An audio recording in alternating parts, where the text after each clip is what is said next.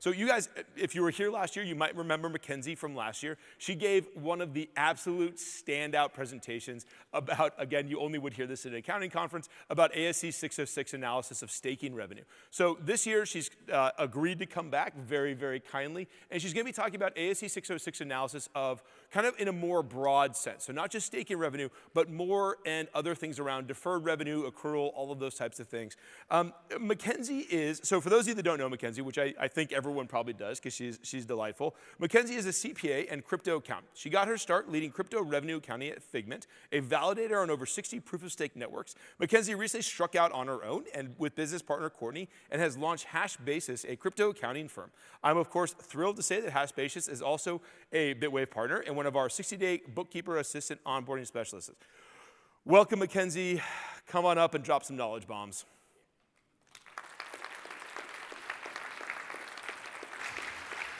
Awesome. Big green button. All right. Thanks, Pat. Hi, everyone. I'm super excited to be here today. EDAS is literally my favorite conference of all time. It's the only one that really covers crypto tax and accounting and finance. So yeah, I'm super stoked to be here today. And today we're going to be chatting about accruals and deferrals in a cash basis blockchain world. So really exciting stuff. It's all in the timing.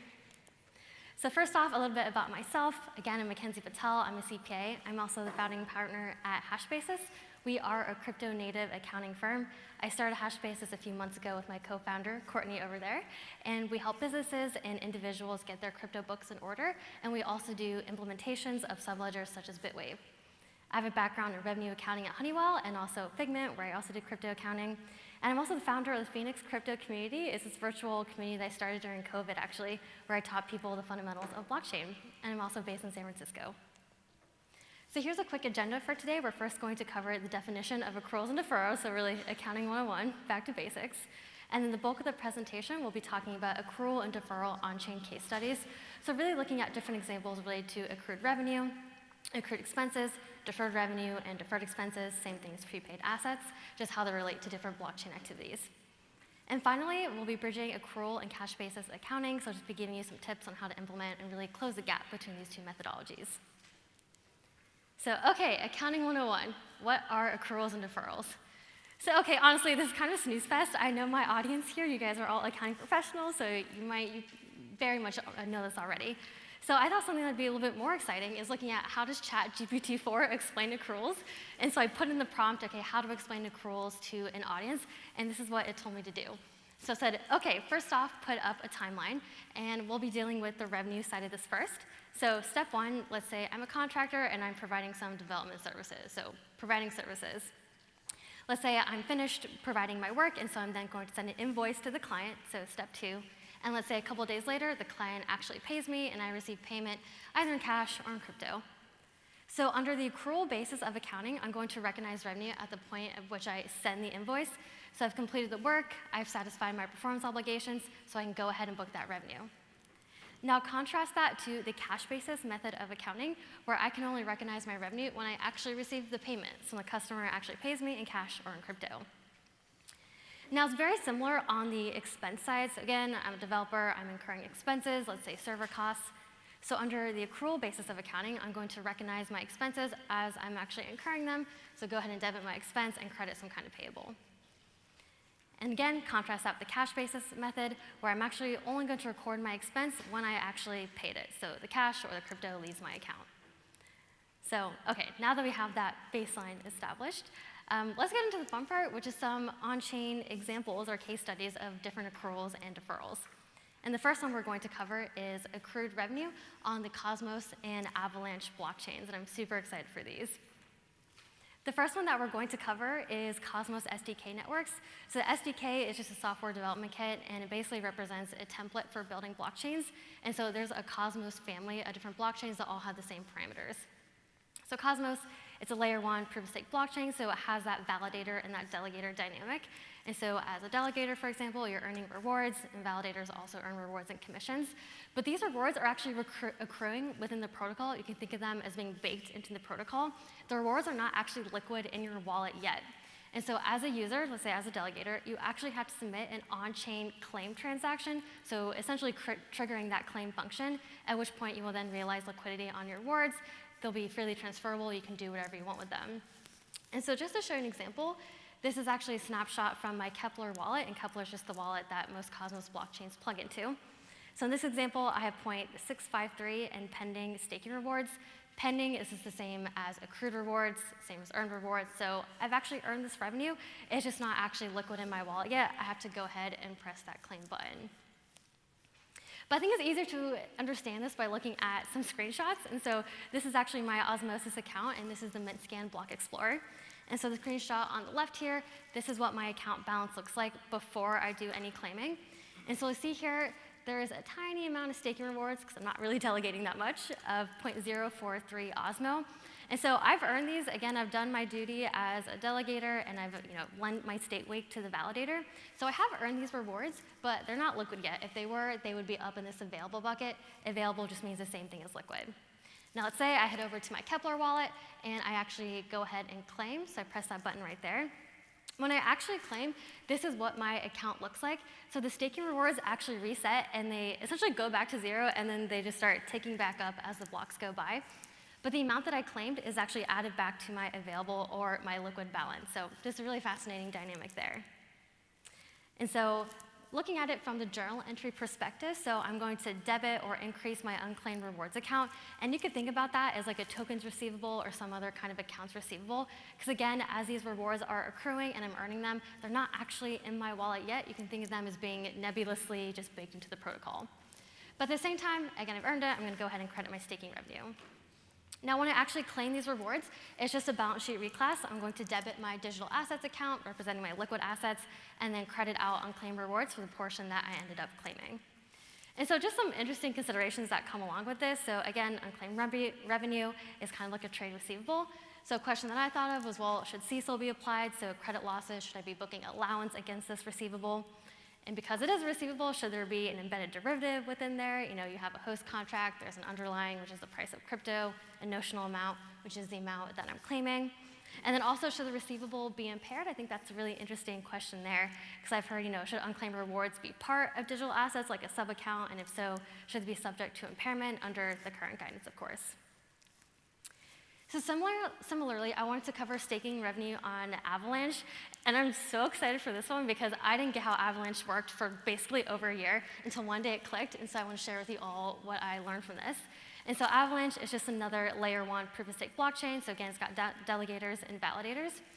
And so the first thing here I want to show you is this owned stake portion.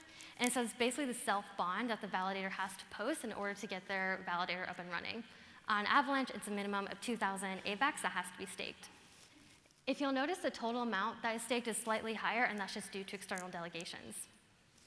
Now, the rewards section is where it gets pretty interesting, but an important concept to know in Avalanche is the concept of a staking session. And so when a validator sets up their node, they have to basically say, how long do I want to validate for? It's a minimum of 2 weeks, up to a maximum of 365 days. And so it's just another one of those parameters. You have to set the time of your session and also what your self-bond is. And based on those 2 parameters, Avalanche actually estimates the amount of rewards that you're supposed to receive at the end of your staking session. Because similarly to Cosmos, your rewards are accruing and you're earning them, but you don't actually get them until the end of your staking session. So if you're a validator and you set it for 365 days, you're not going to get that reward until the end of the year. But there's also some additional considerations. Your validator has to be online for greater than 80% of your staking session, and the other validators in the active set have to vote and say, yes, this validator was online for greater than 80% of the time.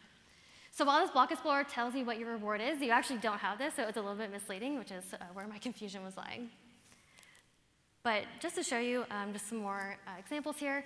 So this website, VS Scout, is actually really interesting. And if you're curious more about Avalanche, I definitely recommend checking it out. It's basically a calculator where you can put in these different parameters, like amount that I'm staking, also the APY, and it gives you that estimated amount. And so from an accounting perspective, again, it's similar to Cosmos, where I'm going to increase my unclaimed rewards account and then increase my staking revenue. But there's just some additional considerations here. So the self-bond is subject to slashing, which is common in proof-of-stake networks. And there's likely a catch-up adjustment that's needed here because the APY fluctuates. Like, it does not stay the same throughout the life of your staking session. So as you're steadily accruing, let's say every month, the amount that you accrued versus the amount that you actually get at the end of your staking session probably is not the same. So that begs the question, can revenue accurately be measured here, which is one of the pillars of the 606 guidance. Okay, so the next example is going to be deferred revenue on Filecoin. And again, Filecoin, it's another proof-of-stake network, layer 1, and it's essentially a decentralized data storage network. And so uptime is really essential here, because all these validators, they are basically storing files from the different users of the network. And so, of course, this is critical, because if you're a user, you don't want your validators to just go down, and then, whoops, you lose all of your data. So because of this essential function that Filecoin, and especially the validators play, validators have to pledge Filecoin as collateral. And this is kind of the first step. This is called the initial pledge. But there's also a second step here, which is where the fun accounting kind of comes into play. And this is the fact that as validators are earning block rewards, there's actually a portion that vests over time and is also posted as collateral. And that's the part that we're going to talk about. So here's a timeline here, which just shows you the anatomy of how block rewards work on Filecoin. So the validator, they satisfy their performance obligations, they've earned their revenue, but only 25% of the rewards they get are liquid upfront, and the remaining 75% are actually vested over 180 days with daily vesting. And so I created this quick vesting schedule just to show you an example. So let's say a validator earns 2,500 Filecoin. Only 625 of that Filecoin is liquid up front, and usually Filecoin did this so that the validators can cash out and use that to pay for server costs and other OpEx. But the remaining 75% is inaccessible. It's vesting. So in this example, around 1875 Filecoin. Now, assuming there is daily vesting, this is what the amount would be, around 10 Filecoin that's vested every day for the next 180 days. Now, the fun part is the actual journal entries. What does this actually look like? So under the deferred revenue model, I'm going to increase my digital assets for the full amount that I got, but I'm only going to credit my staking revenue for 25%, and the remaining 75% is actually going to go to deferred revenue, so a liability account. And then as these rewards are vesting daily, I'm going to debit my deferred and then credit my staking revenue for 1/180th of the 75% that is vesting. Now, that's one approach, definitely the most conservative one, but when I was putting this together, I also had a thought, well, the validators satisfy their performance obligations, shouldn't they just be able to recognize revenue immediately? So kind of the other approach I can see here is increasing digital assets for the liquid amount and also a restricted amount for the same 5%, and then recognizing 100% the staking rewards earned. But again, depends on your accounting policy. Okay, the next example, we're going to be tackling accrued expenses, and in DeFi particularly.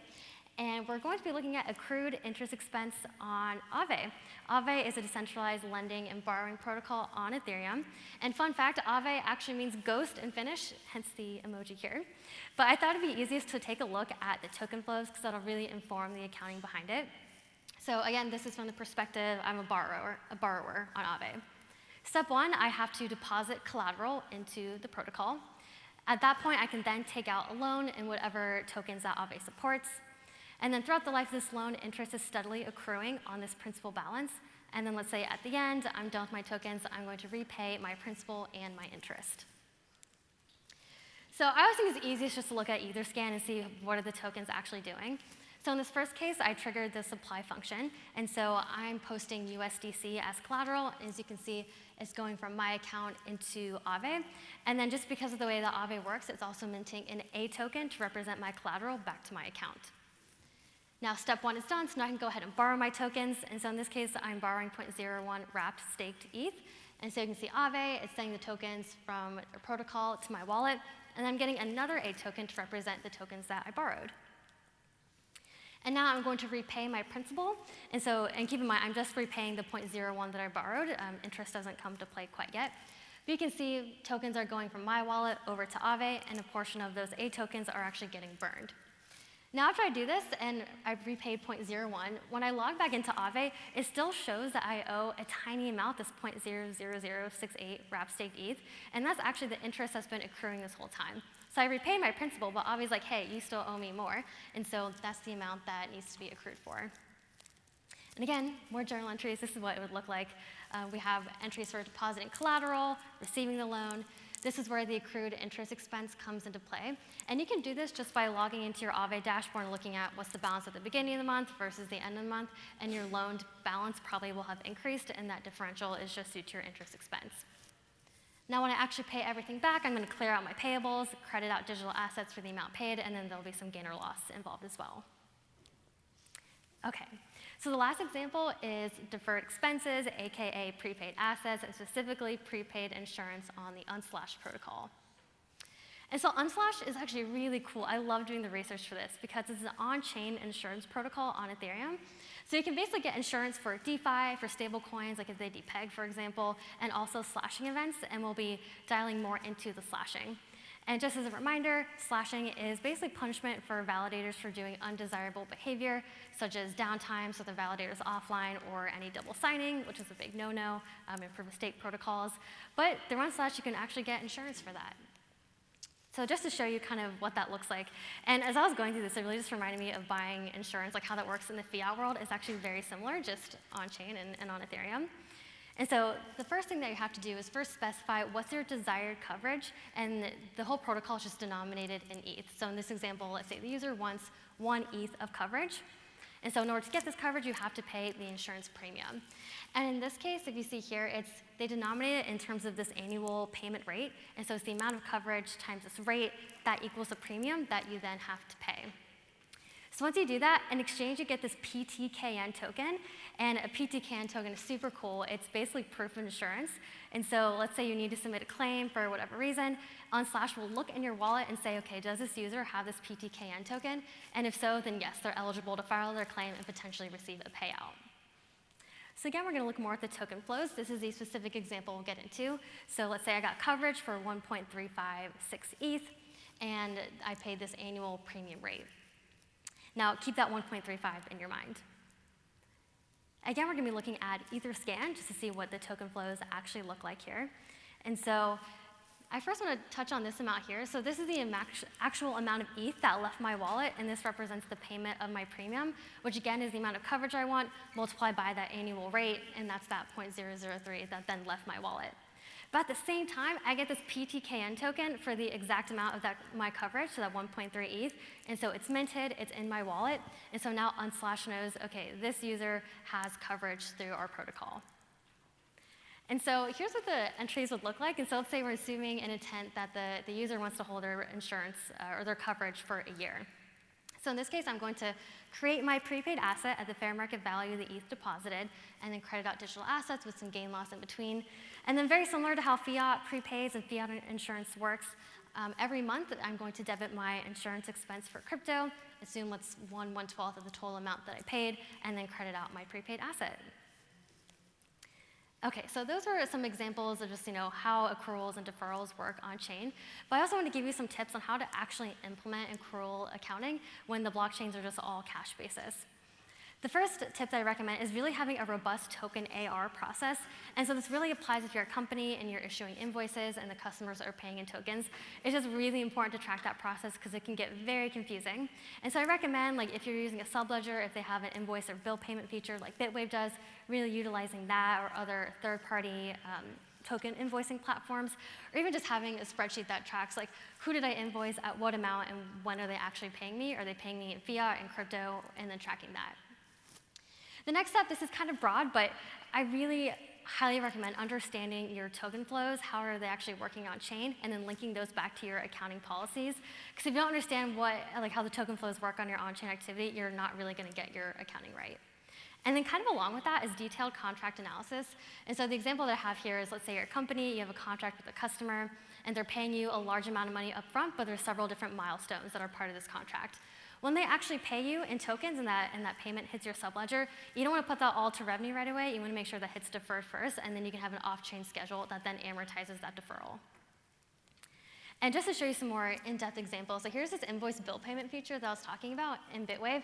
And this is actually really cool. So let's say a deposit hits your account, and you know that this is a payment from a customer. You can actually link your ERP system, so NetSuite in this example, and choose the exact customer and invoice that payment applies to.